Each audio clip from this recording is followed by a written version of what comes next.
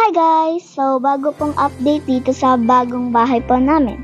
So, ayan po, niligyan po namin ng kublight na kulay dilaw po. Ayaw po ng ate ko ng red, blue, or green. Kasi daw po, masakit daw po yun sa mata. At saka, yung dilaw po, maganda po sa mata at nakaka-relaxing.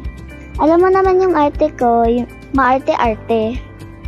So, ayan po, yung lapag po natin ay parang wood po na sahig.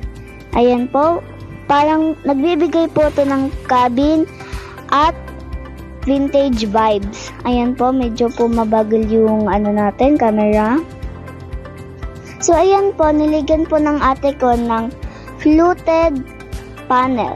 Ayan po, para po magmukhang mayaman at sosyal. Ayan po. So, dyan banda po, ilalagay po namin ang mga dogs po namin. Kasi po, madami po yung dogs namin.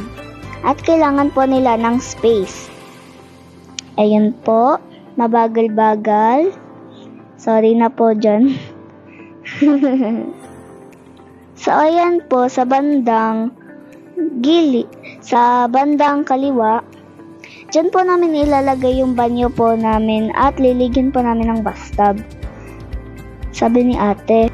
Ate ba guys, mukha pong hotel at nakaka-relax. Excited na po talaga ako lumipat.